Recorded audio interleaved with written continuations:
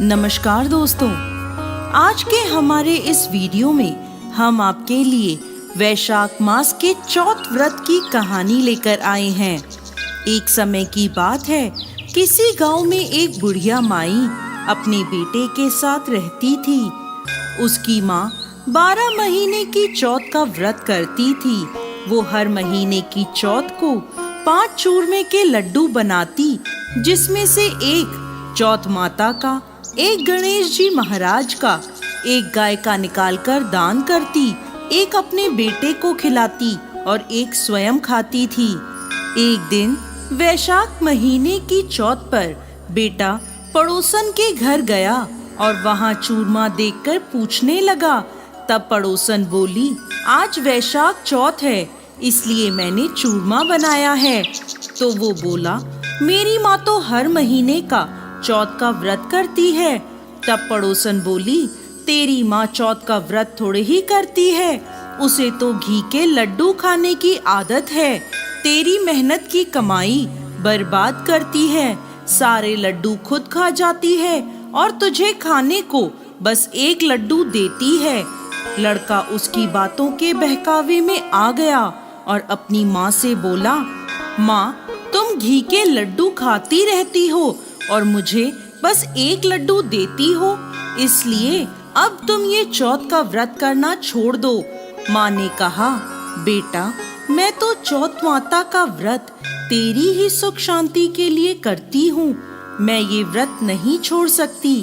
इस पर बेटा बोला, यदि तुम ये व्रत नहीं छोड़ सकती तो मैं विदेश जा रहा हूँ।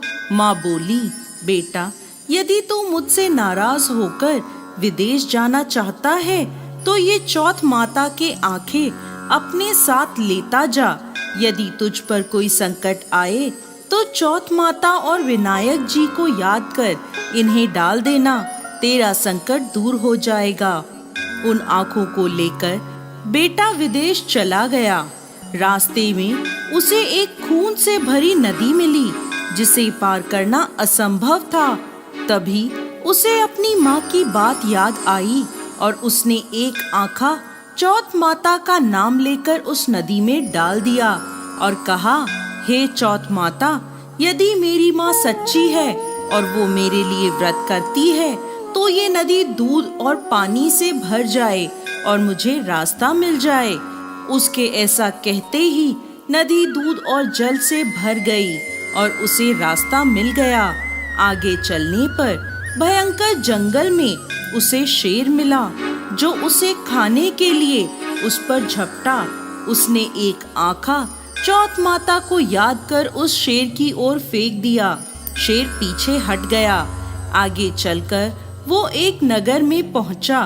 उस नगर के राजा के यहाँ रोज एक मिट्टी के बर्तन का अलाव पकता था। वो अलाव तब पकता था जब उसमें एक आदमी की बलि दी जाती थी, यानी एक आदमी को बर्तन के साथ चुन दिया जाता था। उस लड़के ने देखा, एक बुढ़िया माई आटा पीसती जा रही है और रोती जा रही है। इसका कारण पूछने पर बुढ़िया माई बोली, आज मेरे इकलौते बेटे की अलाव में जाने की बारी है। तब वो लड़का बोला, बुढ़िया माई, तू मुझे जल्दी से खाना खिला दे, तेरे पुत्र की जगह मैं जाऊंगा। बुढ़िया माई के मना करने पर भी वो नहीं माना और राजा का बुलावा आने पर चल दिया। साथ में चौथ माता की आंखें और एक जल का लोटा लेकर वो अलाव में बैठ गया। दूसरे दिन अलाव पककर तैयार हो गया। जब लोग अलाव में से बर्तन निकालने लगे तो अंदर से आवाज आई, धीरे धीरे बर्तन उतारो, अंदर मैं हूँ। लोगों के आश्चर्य का ठिकाना नहीं रहा। उन्होंने जाकर राजा को ये बात कही। तब राजा स्वयं देखने आए और आवाज सुनकर बोले, अंदर कौन है? कोई भूत प्रेत है या कोई देवता? तभी लड़का बाहर आ गया।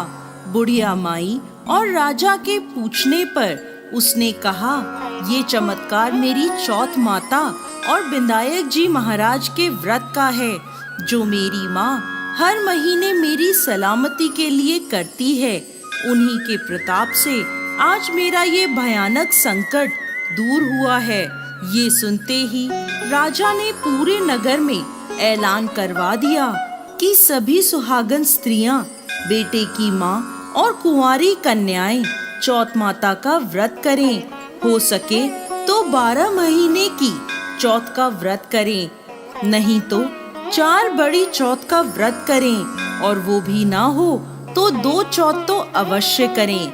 हे चौथ माता, जैसे बुढ़िया के बेटे पर कृपा करी, वैसे ही इस कहानी को कहते, सुनते और हुंकार भरते सब पर करना। जय चौथ माता, जय विनायक जी महाराज।